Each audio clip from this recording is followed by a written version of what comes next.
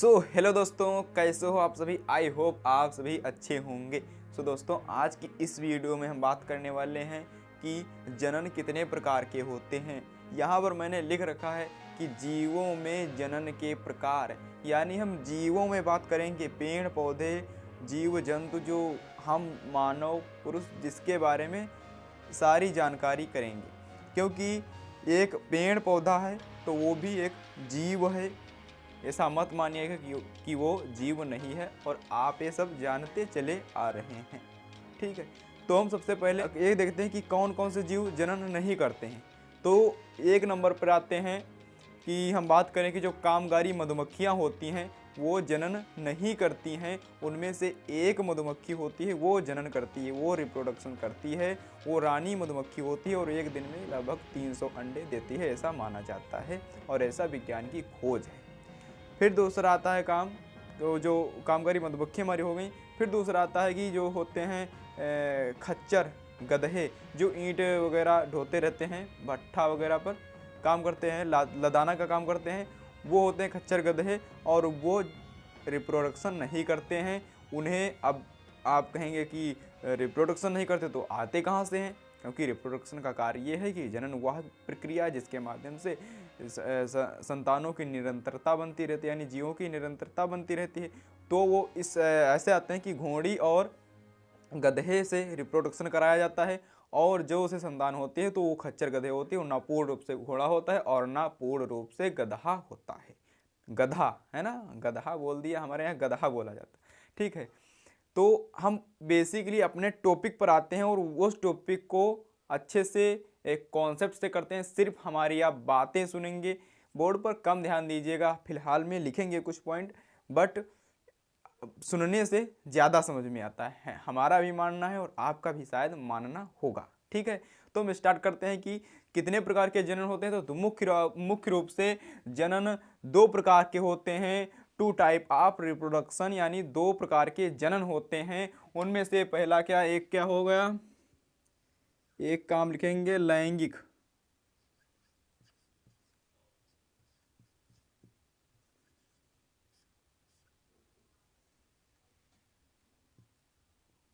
दूसरा क्या है, अलैंगिक।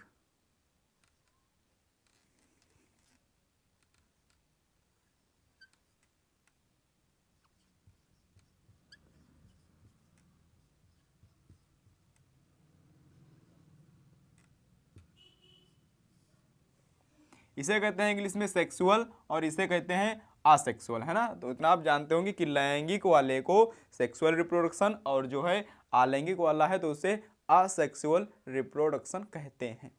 अब इसमें विवेदना क्या होती है, इसमें क्यों इसे अलग रखा गया और क्यों इसे अलग रखा गया।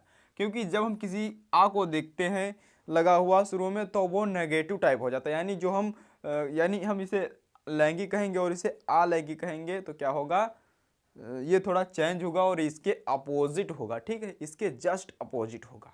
तो समझते हैं कि लैंगिक वाले में क्या होता है। लैंगिक जनन जो जीव करेंगे, इसमें क्या होगा, दो जीवों को आवश्यक होगा, दो जीव इसमें रहेंगे, एक नर और एक मादा, मेल और फीमेल। इसमें क्या होगा, सिर्फ एक जीव, एकल जीव। एक पॉइंट हो गया, इधर एक पॉइंट। इसमें एक जीव जनन करेगा और इसमें दो जीव जब मिलेंगे, दो जीव जब क्रिया करेंगे, जनन की क्रिया, तब आगे संतान बनेगी। ठीक है, और इसमें एक जीव ही दो जीव बना देगा, यानी एक जीव होगा और उसी से बना देगा। ऐसे मान लो कि ब्रह्मा जी हैं, ब्रह्मा जी ने क्या किया, ब्रह्मा जी ने जनन नहीं किया, उन्होंने अपने कहीं हाथ से, कहीं पैर से, कहीं नाक से, कहीं कान से निकाल दिया बच्चों को, शतरूप मनु शतरूपा को। ठीक है, तो इसे आप अलैंगिक वाले को ब्रह्मा मानिए और इसे मानिए हम तुम। ठीक है, अब इसमें क्या होता है, दूसरा पॉइंट क्या लिखेंगे हम,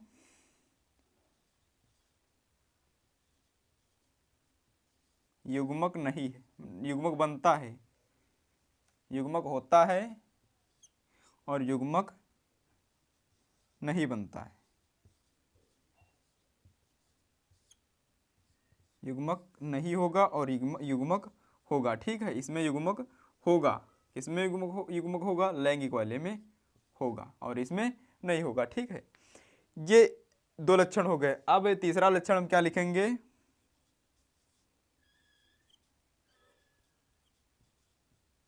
समानता अधिक, समानता क्या है? अलैंगिक समानता कम और इसमें समानता ज्यादा।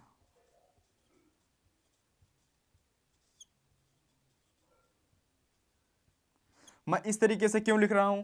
इस तरीके से इसलिए लिख रहा हूं कि आप लोगों को अच्छे से समझ में आएगा और आप लोग अच्छे से नोट्स बना पाएंगे। अपने नोट्स बनाने का एक यही तरीका होता है। नोट्स ऐसा नहीं होता कि नोट्स को हम एक प्रश्न लिखें, फिर उत्तर लिखें, फिर प्रश्न लिखें, फिर उत्तर लिखें।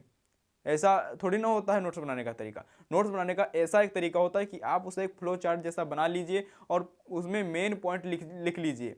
अगर आप मेन पॉइंट लिखेंगे तो आपको रटना नहीं पड़ेगा और अगर उस वर्ड को देखेंगे तब आपको याद हो जाएगा। अगर आप लिखते हैं पूरा तो रट्टा मारने वाला काम वही हो जाएगा। आप तो रट्टा मारेंगे तो रट्टा यहाँ पर नहीं मारने देंगे। इस तरीके से आपको नोट्स बनाने होंगे। फिर देखते हैं, क्या देखते हैं यहाँ पर? ये समानता इसमें कम होती है। अब समानता इसमें क्यों कम होती है? क्योंकि दो जीव मिलते हैं और दो जीव मिलने के बाद में जो क्रिया करते हैं तो कुछ वो जो वंशानुगत लक्षण होते हैं तो वो दूसरी पीढ़ी में जाते हैं। यानी इसको उदाहरण के लिए हम मानव को ले लें। उदाहरण हम ले लेते पहले।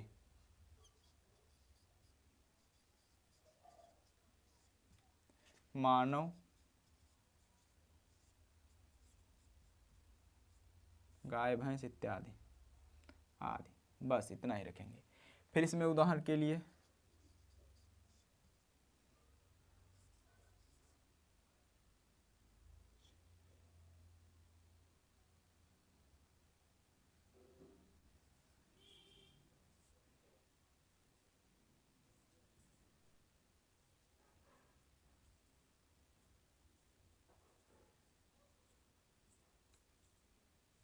इसमें क्या होगा? सूक्ष्म पेड़ पौधे, सूक्ष्म पेड़ पौधे और सूक्ष्म पेड़ पौधे और क्या होंगे? जीवाणु होंगे, है ना। तो अब इसमें क्या होगा कि हम जो लैंगिक वाले हैं हम खुद हैं उदाहरण के लिए, मानव है हम खुद हैं उदाहरण के लिए।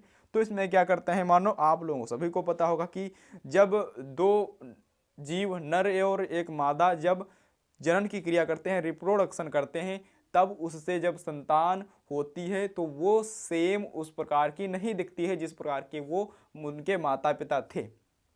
अब क्यों थे? क्योंकि जब उसका जन्म हुआ तो कुछ लक्षण पिता से और कुछ लक्षण माता से प्राप्त हुए।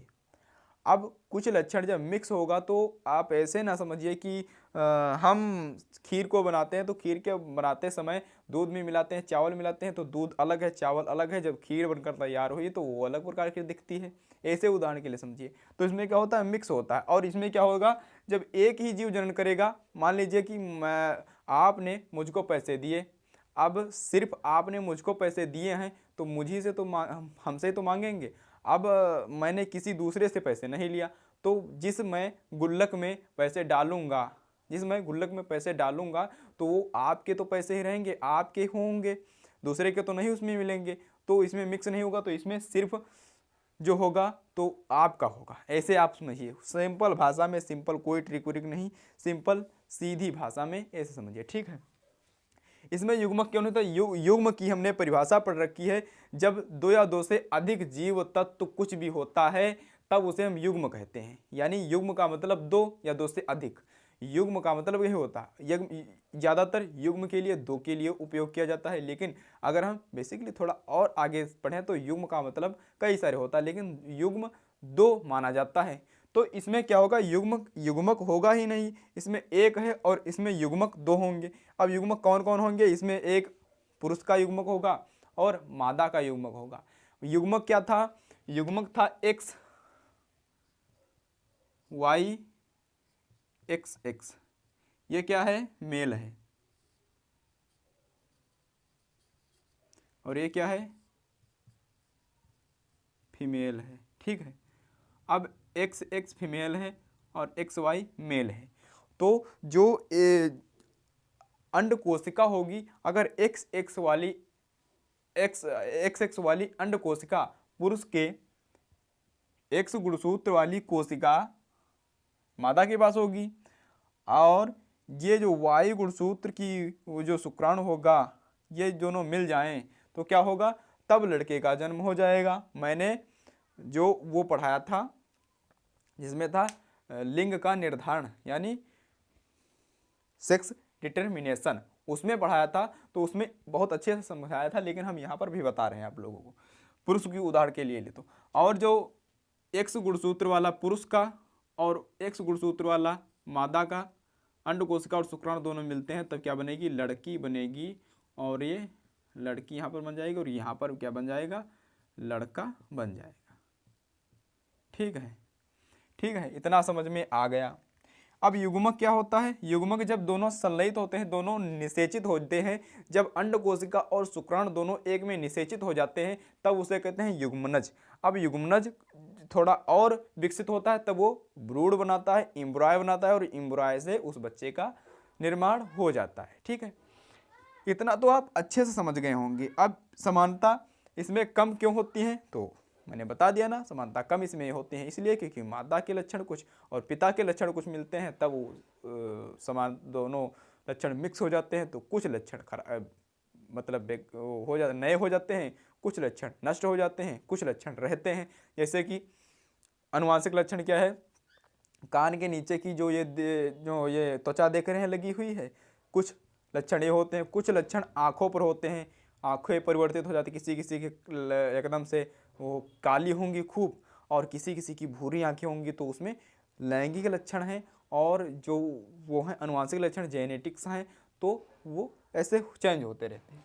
इसमें देखें अगर इसके प्रकारों की लैंगिक वाले की, तो जो सेक्सुअल रिप्रोडक्शन सिस्टम है तो ये एक प्रकार का है, सिर्फ एक प्रकार का है और इसमें दूसरे कोई और नहीं है। अब अगर हम लैंगिक वाले में देखें, अलैंगिक वाले में देखें, इसमें आसेक्सुअल वाले में देखें तो इसमें क्या होगा, इसमें कई विधियां हैं। इसमें खंडन, विखंडन, बहुखंडन, द्विखंडन, कई प्रकार की पुनर्जन्म, पुनरुद्दीपन, बहुत प्रकार की विधियां हैं। तो इसे हम अभी जान लेंगे। और ये क्या है, ये तो हमारा डन हुआ, ये हमारा डन हो गया। और जो बचा हमारा अलैंगिक जनन, इसे अब हम अच्छे तरीके से इसी तरीके से करेंगे। तो रुकिएगा जरा 1 मिनट, लेट्स गो।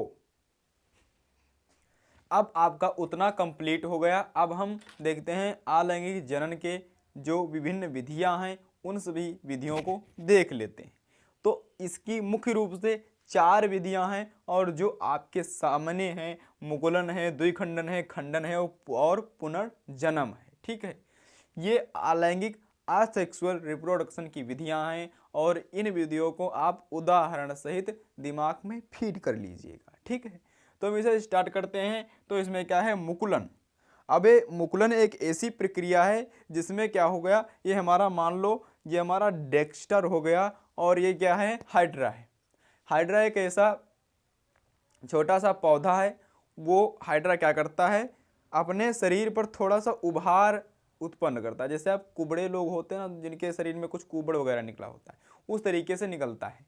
अब वो निकलने के बाद में थोड़ा छोटा रहता है, फिर छोटा रहने के बाद में थोड़ा परिवर्तन होता रहता है, उसमें विकसित होता है और वो उतना बड़ा हो जाता है जितना बड़ा पहले का हाइड्रा था।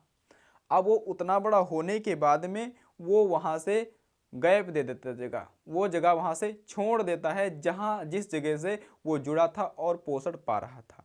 तो उसमें क्या हो गया, जनन हो गया और उसमें 2 जीवों की आवश्यकता नहीं पड़ी, ना ही कुछ युग्मक हुआ ना युग्मनज हुआ। देखते हैं ना कि पुष्पी पौधों में लैंगिक जनन, तो उसमें लैंगिक जनन होता है, लेकिन इसमें क्या हुआ, पुष्प तो खिला ही नहीं, ना पुष्प खिला ना जनन हुआ, कुछ भी नहीं हुआ और उसमें क्या हो गया, वो दूसरा पौधा बन गया। तो इसे कहते हैं मुकुलन की प्रक्रिया और ये होती है अलैंगिक जनन, इसमें लैंगिक संपर्क नहीं होता है। तो ये क्या हो गया, मुकुलन हो गया। और मुकुलन किसमें हुआ, हाइड्रा में। अब हाइड्रा का उदाहरण इसमें लिख देते हैं। बताओ आपको यहां पर कुछ परेशानी हुई, कोई परेशानी। अब देखते हैं द्विखंडन। अब द्विखंडन क्या हुआ, द्विखंडन क्या मतलब है, द्विखंडन का कि 2 खंडों में विभाजित हो जाना। द्विखंडन का सिर्फ यही मतलब है कि 2 खंडों में विभाजित हो जाना। क्या होता है, अमीबा एक ऐसा जीव है जिसमें क्या होता है, वो अमीबा का केंद्रक होता है। जैसे मान लो ये हमारा अमीबा है, अमीबा ऐसा होता है कि आप थूक को थूक दीजिए, खकार को अपनी थूक दीजिए और जैसे वो फैल जाए तो उसे कहते हैं अमीबा। जैसा वो अमीबा का कोई चित्र नहीं होता है और इसमें बीच में एक केंद्रक होता है। अब ये बीच में केंद्रक होता है, इस केंद्रक को हम थोड़ा अलग कलर से दिखा देते हैं आप लोगों को।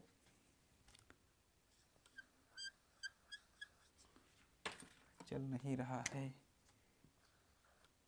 ये क्या होगा, केंद्रक हो गया अमीबा का, ये हो गया केंद्रक। अब केंद्रक क्या करेगा, अब एक केंद्रक क्या करेगा,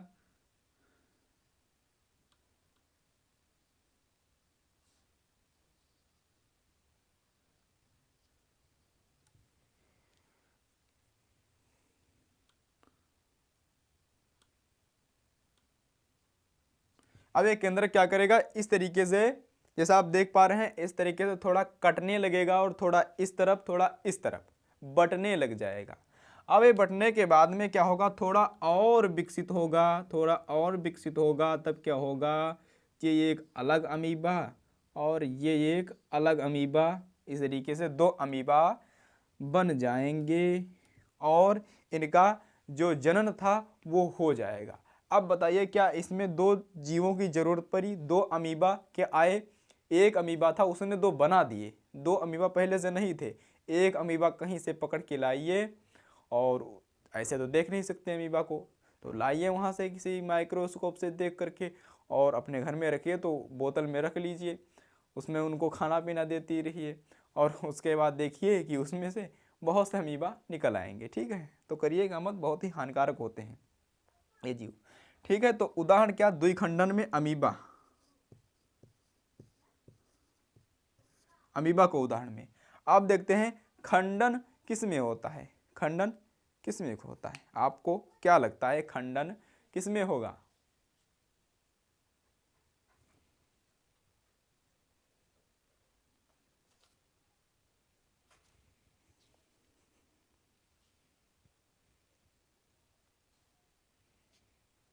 तो खंडन होता है स्पायरोगायरा में।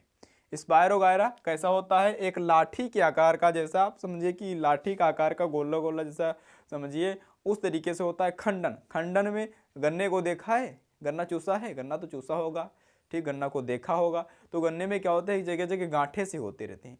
अब वो गांठे रहते होते हैं, अगर आप उस गांठ पर तेज से मारिए कुछ वजन चीज तो वो टूट सकती है, टूट जाती है ना। आप ऊपर का लीजिए हिस्सा, जिस तरीके से वो जहाँ पर हरी पत्तियाँ जुड़ी रहती हैं वहाँ से आप किसी पटकिए दीवार पर या किसी पर, तो गांठों से टूट जाएगा। अब वो टूट जाएगा तो स्पायरोगायरा क्या होता है, स्पायरोगायरा में क्या होगा, अमीबा समझ गए, अमीबा को हम इधर इरेज कर देते हैं। तो ये क्या होता है स्पायरोगायरा, इस तरीके से एक स्पायरोगायरा होता है।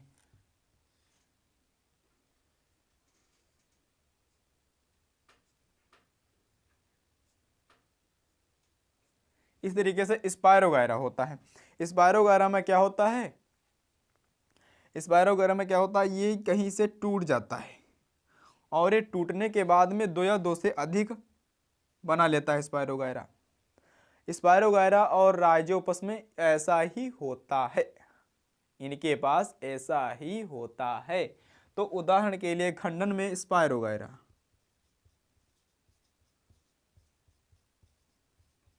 स्पायरोगायरा उदाहरण के लिए, और राइजोपस ये उदाहरण के लिए हो गए। राइजोपस को हम नहीं लिखेंगे, बोल दिए हैं, आप कर लेना। ठीक है, फिर देखते हैं पुनर्जन्म किसमें हो गया। अब भैया पुनर्जन्म किसी का क्या होता है, रियलिटी में किसी का पुनर्जन्म होते हुए देखा है, अपना पुनर्जन्म होते हुए देखा है? पुनर्जन्म किसी सीरियल वगैरह में दिखा देते हैं कि उनका भैया पुनर्जन्म हो गया और उनको सब याद है। तो पुनर्जन्म किस में होता है, किस में होता है पुनर्जन्म? मुझे तो लगता था कि पुनर्जन्म प्लेनेरिया में होता है। किस में होता है, प्लेनेरिया में। इसको हम अलग कलर से दिखाते हैं।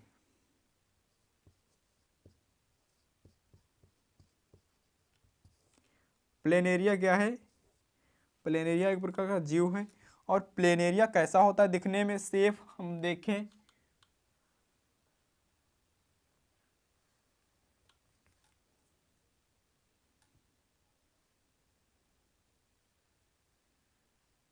इस प्रकार का प्लेन एरिया होता है। मान लीजिए ये हमारे पास प्लेन एरिया है और प्लेन एरिया को लाएं चाकू से उड़ा दें, या मान लीजिए हम प्लेन एरिया हैं और लाइए तलवार से और हमें काट दीजिए बीच से, 3 जगह से काट दीजिए, 2 जगह से, और हम क्या हो जाएंगे, 3 जगह हो जाएंगे। तो ये क्या करेंगे, एक उसमें का एक क्या करेगा, फिजिक्स पढ़ाएगा, एक क्या करेगा, केमिस्ट्री, और एक क्या कराएगा, बायोलॉजी पढ़ाएगा। तो आपका काम तीनों तरफ से हो जाएगा। तो लाइए जल्दी से तलवार और कर दीजिए। तो प्लेन एरिया में ऐसा होता है, और 3 खंड होने के बाद में ये विकसित होकर के पूरे जीव पूरे प्लेन एरिया बना लेते हैं, पूरे प्लेन एरिया बनाते हैं। और पहले पूरी तरीके से विकसित नहीं होते हैं, थोड़ा थोड़ा विकसित होने लगते हैं। मान लीजिए ऐसा विकसित एक हो गया तो 3 बनाएंगे इस तरीके से, एक यहाँ एक यहाँ, ठीक है, हम यहाँ पर बनाएंगे एक और फिर क्या करेगा, फिर ऐसा एक पूरा उसी तरीके से एक गुच्चू पुच्चू बना देगा, एक पूरा फिर से ऐसा ही बना लेगा, और इस तरीके से 3 बन जाएंगे। क्या बनेगा, प्लेन एरिया 3 बन जाएंगे। और स्पायरो गायरा जितने जगहों से काट दोगे उतने जगह से स्पायरो गायरा बन जाएगा, जितने जगह से प्लेन एरिया को काट दोगे उतने जगह से प्लेन एरिया बन जाएगा। तो उदाहरण हमारे पास चारों हैं, और चारों यहाँ पर हैं, लिखे हुए हैं। द्विखंडन पैरामीशियम भी करता है, और द्विखंडन अमीबा भी करता है। 2 खंडन होता है और 2 खंड में विभाजित हो जाता है। इसमें क्या होता है, केंद्रक जब थोड़ा बड़ा हो जाता है, जब केंद्रक जवान हो जाता है तो केंद्रक क्या करता है, केंद्रक 2 जगहों पर बंटने लगता है, और जब 2 पार्टियां बना लेता है केंद्रक, तब क्या होता है, उसमें जनन हो जाता है, और जनन द्विखंडन कहलाता है। और द्विखंडन जनन अमीबा और पैरामीशियम में होता है। हाइड्रा में क्या होता है, हाइड्रा अपने शरीर पर एक उभार सा देने लगता है, कुबड़ सा देने लगता है, और कुबड़ देने के बाद में थोड़ा सा छोटा होता है, क्या होता है हाइड्रा, और बाद में हाइड्रा वो अपने पैतृक के समान हो जाता है, अपने पिता के समान हाइड्रा हो जाता है। उसे कहते हैं मुकुलन की प्रक्रिया, और ये आलैंगिक जनन के अंतर्गत आती है। तो हाइड्रा में पूछेगा, हाइड्रा में कौन सा जनन होता है, तो मुकुलन जनन होता है। ईस्ट में कौन सा जनन होता है, मुकुलन होता है। ठीक, ये हमारे पास इतना हो गया। और आप क्या बताइए कि आपको कोई परेशानी हुई है, इतने में कुछ भी परेशानी हुई है? मैंने ना कुछ ज़्यादा लिखा है, ना कुछ ज़्यादा यहाँ पर रचा है, ना कुछ ज़्यादा सजाया है, ठीक है, इतना बना दिया आप लोगों को समझाने के लिए। तो ऐसा शेप आपके बुक में भी दिया होगा, किसका, प्लेन एरिया का, ऐसा ही स्पायरो गायरा का होगा, और ऐसा ही अमीबा का होगा। अमीबा को हम मिटाएंगे नहीं, क्योंकि अमीबा हम बचपन से अमीबा से हमारा संबंध है, क्योंकि अमीबा को हम बचपन से सुनते चले आ रहे हैं, और अमीबा हमें सुनने में बहुत अच्छा लगता है। अगर खाने में होता अच्छा तो हम खा भी लेते हैं, लेकिन अमीबा खाने में अच्छा नहीं है, ठीक है। ये बहुत ही रोग दे देगा शरीर को अगर खा लिया जाए, इसे एक प्रकार का जीव है, ठीक। तो हमारे पास इतना कंप्लीट हुआ। अब हम देखते हैं कि जो ये अलैंगिक जनन है, ये तो प्राकृतिक जनन हो गए, कि हाँ ये प्रकृति के अनुसार जिस तरीके से प्रकृति करेगी, जिस मौसम में प्रकृति जनन करवाएगी इनको, उस तरीके से जनन करेंगे। लेकिन क्या हम इन्हें कृत्रिम कर सकते हैं, या हम इन्हें आर्टिफिशियल तरीके से इनका जनन हम करवा सकते हैं? बिल्कुल करवा सकते हैं। कि मानव के लिए अब कुछ इतना संभव नहीं रहा, इतना जो है संभव हो गया है कि वो कुछ भी करवा सकता है। थोड़ा बुक का सहारा हम ले लेते हैं, थोड़ा बुक का सहारा हम ले लेंगे, बुक नहीं नोट्स उठाएंगे अपना।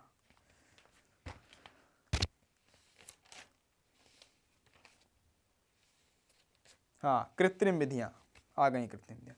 रोपण विधि है, तो रोपण में क्या किया जाता है, आम में रोपण होता है, और रोपण में एक पौधा को जमा लिया जाता है जमीन में, किसी भी चीज़ का, आम का ज़्यादा जमाया जाता है, या फिर गुल्लर का, जो कलम बनाए जाते हैं। तो इसी तरीके से मान लो यहाँ पर मैंने यहाँ पर बहुत सारे गुल्लर के पेड़ लगा दिए, या आम के ही पेड़ लगा दीजिए, और उसी के पास में एक बड़ा सा आम का पेड़ है, बहुत ही अच्छी क्वालिटी का पेड़ है।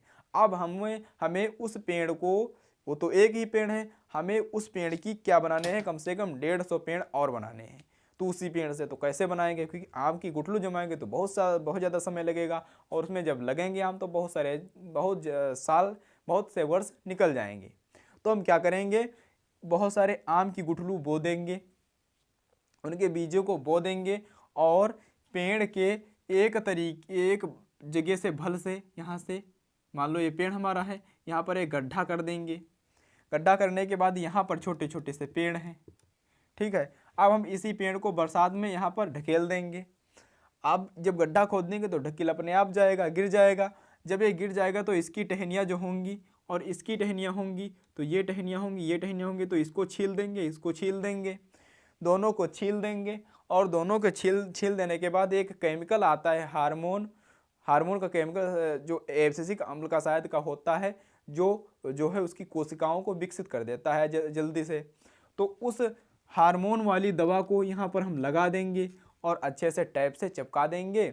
और चिपकाने के बाद में इसकी टहनियाँ एक में चिपक जाएंगी और इसकी कोशिकाएं एक में मिल जाएंगी। तो जो यहाँ से ये पौधा यहाँ से जो पोषण देगा, तो वो पोषण इनकी टहनियों में जाने लगेगा। जब इनकी टहनियों में जाने लगेगा तो एक ऐसा रिश्ता बन जाएगा कि हाँ, इन्हें इधर से काट दो और इस वाली टहनी, इसकी जो टहनी थी उसे ऊपर से उड़ा दो, कोई फर्क नहीं पड़ता, कोई फर्क नहीं पड़ता। जब इसे यहाँ से काट दोगे कोई फर्क नहीं पड़ता और ये उसकी टहनी में अपना जो कुछ था पोषण देने लग जाएगा। तो उसे कहते हैं रोपण की विधि। ये आम में अधिक होती है। फिर दूसरी क्या विधि है हमारे पास, फिर दूसरी है कर्तन विधि, जो हम वो बता रहे थे कलम वाली विधि, कर्तन। अब देखते हैं कर्तन वाली विधि। अब कलम लगाते हैं आप लोग गुलाब की या गुड़हल की या कुछ और पौधों की, तो कलम में क्या करते हैं, एक टहनी को काट लेते हैं इस तरीके से, एक टहनी को थोड़ा तिरछा काटते हैं। अब तिरछा क्यों काटते हैं, तिरछा इसलिए काटते हैं कि जो हमारे उसकी कोशिकाएं होती है, उसकी जो कोशिकाएं होती है और जो पाइपें होती हैं बीच में, जो ऊपर ले जाते हैं जल को या फिर उसको किसी चीज़ को, फ्लोएम होते हैं ना ऊतक, तो वो जल को ले जाते हैं, जाइलम जल को और फ्लोएम ले जाते हैं उनके पोषक पदार्थों को कलियों तक। अगर इसको एकदम से बराबर से काट देंगे तो कुछ तो पिचक जाएंगी। अगर हम ऐसे प्रेशर लगाएं इस पर और धारदार हो प्रेशर, तो थोड़ा दब ना जाएगा, अंदर की दब जाएंगी, थोड़ी कोशिकाएं बंद हो जाएंगी, तो आगे पोषण नहीं जान नहीं पाएगा। तो इसीलिए इसको सीधे से नहीं काटते हैं, इसे थोड़ा तिरछा काटते हैं ताकि आराम से कोशिकाएं सभी कट जाएं और कोशिकाएं सभी ऊतक वो उसमें के ना मरें, इसीलिए थोड़ा तिरछा काटते हैं। और इसीलिए कलम कहते हैं ना, कहेंगे तेरा मैं सर कलम कर दूंगा, तो कलम करने का यही मतलब, यहाँ से काट देंगे, तिरछा काटेंगे। तो गुलाब की कलम को इस तरीके से काटा जाता है और उसे काटने के बाद में एक ज़मीन में अच्छी सी ज़मीन में लगा दिया जाता है और इसके ऊपर गोबर सा कुछ लगा दिया जाता है, लेप गोबर का लेप इसलिए लगा दिया जाता है कि ऊपर की जो कोशिका सूखने ना पाए और जो है अच्छे से अंदर नीचे की ओर कलियां विकसित हो पाएँ। इसे कहते हैं कर्तन की विधि, गुलाब गन्ना इत्यादि में होता है। फिर देखते हैं क्या है लेयरिंग।